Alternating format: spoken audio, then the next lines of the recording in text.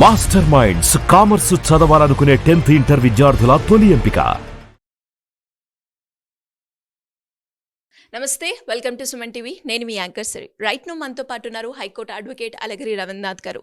And రీసెంట్గానే previous వీడియోలో ఒకళ్ళు కమెంట్ చేయడం జరిగింది, అది కూడా ఇల్లుకు సంబంధించి తన ఆస్తిని ఏ రకంగా పొందాలి అని. సో దానికి సంబంధించి ఈరోజు మనకి క్లారిటీ ఇవ్వడానికి ఠాగూర్ గారు అయితే ఉన్నారు, అడిగి తెలుసుకుందాం.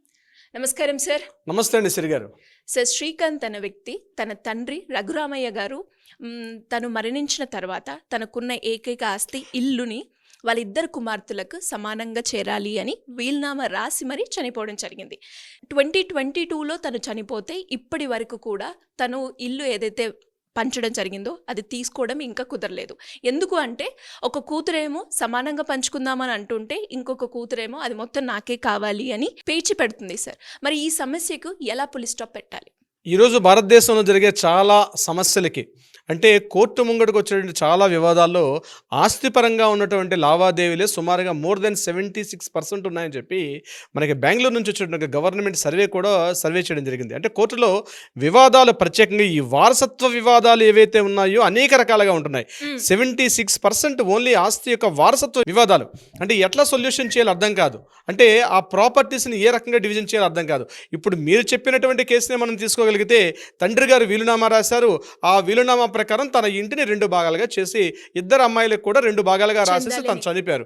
వీలునామా ప్రకారం బాగానే ఉంది.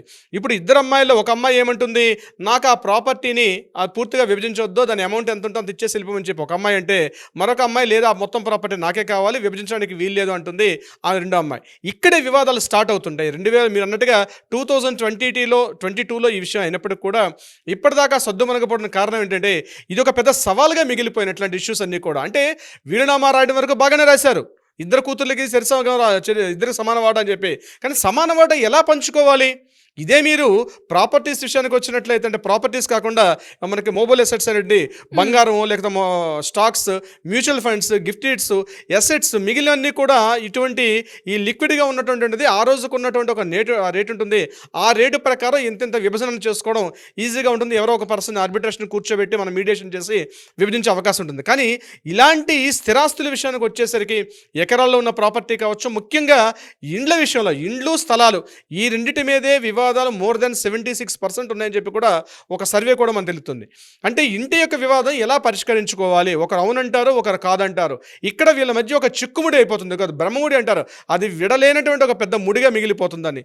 ఎలా చేయాలి దీన్ని సాల్వేషన్? కోర్టు కూడా ఆ 2 వివాదాల్లో కోర్టు ఎవరు గట్టిగా వాయిస్ పెంచితే, అంటే ఎవరు ఏ రకంగా వాయిస్ పెంచితే వాళ్ళకి అనుకూలంగా వచ్చే అవకాశం ఉంటుంది. అలా అని చెప్పి లోవర్ కోర్టులో ఒక తీర్పు వస్తే మళ్ళీ దానికి డిస్ట్రిక్ట్ కోర్టుకి అప్పీల్కి వెళ్తారు, ఇంకో డిస్ట్రిక్ట్ కోర్టులో మరొక రకంగా వచ్చే అవకాశం ఉంటుంది. దాన్ని వీళ్ళు హైకోర్టుకి అప్పీల్కి వెళ్తారు, హైకోర్టులో వీళ్ళకి సపోర్టు వాళ్ళకి సపోర్టా, ఇలాగ ఈ రెండింటినీ క్లోజ్ చేసుకుంటూ కోర్టుల్లో సంవత్సరాల తరబడి వివాదాలు పెరుగుతూ ఉంటాయి. అందుకనే ఫస్ట్ గుర్తుపెట్టుకోవాల్సింది 2 రకాలుగా ఎప్పుడైనా వీలునామా అనేది చాలా ప్రధానం.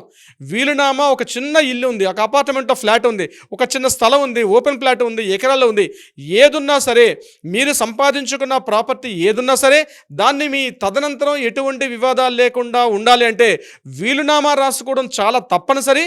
ఆ వీలునామా కూడా పకడ్బందీగా రాయడం చాలా ఇంపార్టెంట్.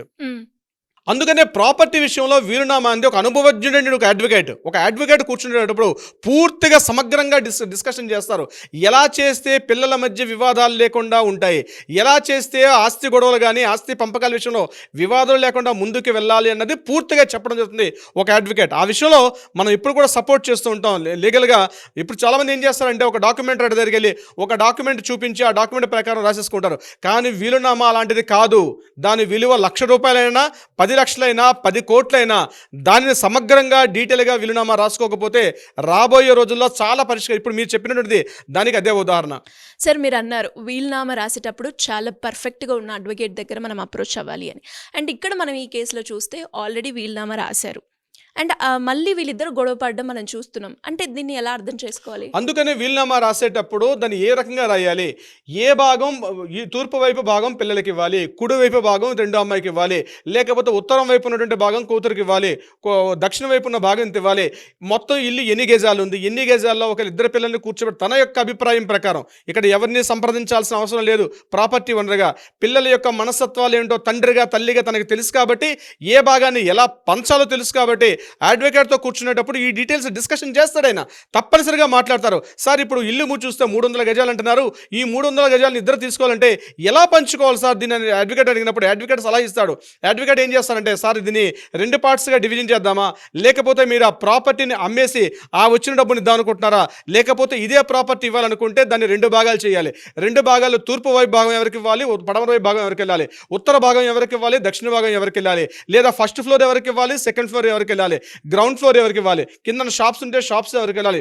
ఇలా డీటెయిలింగ్ అనేది వెరీ వెరీ ఇంపార్టెంట్. ఆ డీటెయిలింగ్ లేకపోవడం వల్లే వచ్చిన సమస్య ఇది. ఇంటిని ఇద్దరు పంచుకోండి అంటే ఇంటిని ఇద్దరు ఎట్లా పంచుకుంటారు, ఎట్లయినా పంచుకోవచ్చు, తూర్పు పడమరలుగా పంచుకోవచ్చు, ఉత్తర దక్షిణాలుగా పంచుకోవచ్చు, పై కింద ఫ్లోర్లు ఉంటే పై ఫ్లోర్ కింద ఫ్లోర్, నాకు కింద కావాలంటే నాకు పైకి కావాలని చెప్పి తీసుకోవచ్చు. మరలా వివాదం అనేది సరైన ప్రాపర్గా వీలునామా రాయకపోవడం వల్ల వచ్చినటువంటి వివాదాలకు దీని కారణం ఉంటుంది. అందుకని ఏం చేస్తారంటే ఈ ప్రాపర్టీని రాసేటప్పుడు వీలునామా క్లియర్గా సమగ్రంగా రాస్తారు, డీటెయిలింగ్గా రాస్తారు. అది ఏ భాగం ఎవరికి చెందాలి, ఏ పై వైపు చెందాలి అన్నది క్లియర్గా విత్ డైమెన్షన్స్, హద్దులు, అదేవిధంగా సైజులు ఎంత ఉంటుంది, మొత్తం సైజు హద్దులతో సహా డీటెయిలింగ్ అన్నది వీలునామా రాసుకోకపోతే వచ్చే సమస్యలు ఇవన్నీ ఉంటాయి. ఇవి రాసుకుంటే కోర్టులో వివాదాలు ఉండవు. ఇప్పుడు ఆయన చేసిన చిన్న తప్పు, ఆ రోజు తప్పే అంటాను నేను, ఆ రోజు ఆయన చేసిన చిన్న తప్పు ఈరోజు కోర్టులో 3 సంవత్సరాలు 4 సంవత్సరాలు అయినా దాన్ని డీటెయిలింగ్ చేయాలి. ఎందుకంటే ఈరోజు దాన్ని విలువ కట్టాలంటే వాళ్ళ ఫాదర్ రాసిన టైంకి దాని వాల్యూ వేరే విధంగా ఉంటుంది. ఇప్పుడు దాని వాల్యూ పెరిగింది. వాల్యూ పెరిగేటప్పుడు తూర్పు వైపు భాగానికి ఒక వాల్యూ ఉంటుంది, పడమర వైపు భాగానికి ఒక వాల్యూ ఉంటుంది. ఒకవేళ 2 కార్నర్లు ఉన్నటువంటి హౌస్ అనుకోండి, దానికి ఈస్ట్ వైపు ఉన్నటువంటి కార్నర్కి ఒక పార్ట్ ఉంటుంది, వెస్ట్ వైపు ఉన్నటువంటి సౌత్ సైడ్ కార్నర్కి ఇంకో వాల్యూ ఉంటుంది. ఇలా నాకు ఎక్కువ వాల్యూ వెళ్ళిపోతుంది, నీకు తక్కువ వాల్యూ, నాకు తక్కువ వస్తుంది, నీకు ఎక్కువ వస్తుంది, ఇలాంటి వివాదాలు వచ్చే అవకాశం ఉంటుంది. అందుకనే వీలునామా అనేది చాలా జాగ్రత్తగా రాయాల్సిన అవసరం ఉంది. ఏదో బయట ఉన్న డాక్యుమెంట్ రైటర్కి 5,000 రూపాయలు ఇచ్చేసి రాసుకున్నట్టే అది డాక్యుమెంట్ కాదు, దానివల్ల ఇలాంటి వివాదాలు వచ్చే అవకాశం ఉంటుంది. అందుకే వీలునామా పకడ్బందీగా రాయాలి. అది రాయాలంటే తర్వాత సబ్జెక్ట్ స్టడీ చేయాలి, డాక్యుమెంట్ వెరిఫికేషన్ చేయాలి, ఆ డాక్యుమెంట్లో ఇటువంటి వివాదాలు లేకుండా లింక్ డాక్యుమెంట్స్ వెరిఫికేషన్ చేయాలి. ఇవన్నీ పూర్తిగా ఎస్ఆర్ఓలను ఈసీలు చెక్ చేయాలి. అవన్నీ చెక్ చేసి సమగ్రంగా రాసుకోకపోతే వీలునామా ఈరోజు చేసిన చిన్న తప్పు దానికి భారీ మూల్యం చెల్లించుకోవాల్సిన పరిస్థితి వస్తుంది. అందుకనే ఇట్లాంటి వారసత్వపు హిందూ అవిభాజ్య కుటుంబాలు కానీ, పార్టిషన్స్ డీడ్ కానీ, లేకపోతే తమ ప్రాపర్టీ తమ పిల్లలకి ఎలా ఇవ్వాలనే విషయం మీద కూడా క్లియర్గా ఇన్ఫర్మేషన్ క్లియర్ కట్గా డాక్యుమెంట్ అనేది వెరీ వెరీ ఇంపార్టెంట్. ఈ విషయంలో డెఫినెట్గా రవీంద్రనాథ్ ఇప్పుడు కూడా మీకు సపోర్ట్ చేస్తారు. మీకు కావాల్సినటువంటి లీగల్గా సివిల్గా సంబంధించి ఎటువంటి ఇన్ఫర్మేషన్ కావాలనుకుంటే తక్షణమే మీ చేతుల్లో ఫోన్ తీసుకోండి, కాల్ చేయండి. లేదు సార్ మేము చాలా దూరంలో ఉన్నాం, మీరు అబ్రాడ్లో ఉన్నా పర్వాలేదు, ప్రపంచంలో ఏ మూల ఉన్నా పర్వాలేదు, ఏ దేశంలో ఉన్నా పర్వాలేదు, లేదా భారతదేశంలో 2 తెలుగు రాష్ట్రాల్లో ఎక్కడున్నా పర్వాలేదు, ఎటువంటి సందర్భాల్లో ఉన్నా మీరు ఇమీడియట్గా కాల్ చేయండి. అట్లీస్ట్ మేము లిఫ్ట్ చేయలేకపోతున్నాం, అట్లీస్ట్ వాట్సాప్లో మెసేజ్ చేయండి, మన లీగల్ టీం మరలా మీకు అప్రోచ్ అవుతారు. ఇట్లాంటి వీలునామాలలో కొన్ని 100 వీలునామాలు రాసిన అనుభవం మన మధ్య ఉంది, అనేక 100 వీలునామాలు రాసాం. సో ఆ వీలునామా అనుభవాలతో ఏమవుతుందంటే ఎలా ఉంటుంది, పర్సనల్గా వచ్చి కూర్చొని మీరు ఒకరు చెప్పి రావాల్సిన అవసరం లేదు, వచ్చి కూర్చొని ఒక అపాయింట్మెంట్ తీసుకోండి, అపాయింట్మెంట్ తీసుకొని మాట్లాడితే ఎలా చేస్తే బాగుంటుంది వీలునామా అనేది నేను క్లియర్గా చెప్తాను. దాని తగ్గట్టుగా మీరు వెళ్ళగలిగితే డెఫినెట్గా సివిల్ కేసులు కోర్టుల ముంగట మీ పిల్లలు, మీ మనవలు, మనవరాలు కోర్టులో మీరు ఎక్కకుండా వివాదాన్ని పరిష్కరించుకోవాలనుకుంటే ఈరోజు మీరు తీసుకున్న చిన్న ఒక అవేర్నెస్ మిమ్మల్ని మంచిగా అంటే మా తాతగారు మంచి పని చేశారు, మా నాన్నగారు మంచి మార్పు చేశారని చెప్పి మీ తదంతరం కూడా మీ పేరు నిలబడే విధంగా మీరు చేసే చిన్న పని పెద్ద మార్పును సూచిస్తుంది. సిరి గారు, మీరు చెప్తూ ఉంటే వీలునామా రాసామా అంటే రాయడం కాదు, మనం రాసేటప్పుడు ప్రతి ఒక్క పాయింట్ కూడా చెక్ చేసుకోవాలి అని అనిపిస్తూ ఉంది. ఇప్పుడు మీరు అన్నట్టుగానే 20లో రాసి ఉండొచ్చు, ఇప్పుడు 22లో తను చనిపోయి ఉండొచ్చు. కానీ మనం చూస్తే దాని రేట్, దాని వాల్యూ అండ్ పార్ట్లో కూడా క్లారిటీ, మీరు ఎటువైపు ఇస్తున్నారు, ఏమి ఇస్తున్నారు అనేది కూడా చాలా ఇంపార్టెంట్ అని అర్థమవుతుంది వీలునామా రాసేటప్పుడు. Anyways, great information sir. Thank you so much. Thank you so much Siri garu. So చూసారు కదా, మరి మీకు కూడా ఎలాంటి డౌట్స్ ఉన్నా, లీగల్ పరంగా ప్రాపర్టీ రిలేటెడ్గా ఎలాంటి డౌట్స్ ఉన్నా కూడా సింపుల్గా కింద స్క్రోల్ అవుతున్న నెంబర్ని సంప్రదిస్తే అలగిరి రవీంద్రనాథ్ గారి టీం మిమ్మల్ని అప్రోచ్ అవ్వడం జరుగుతుంది. Thank you.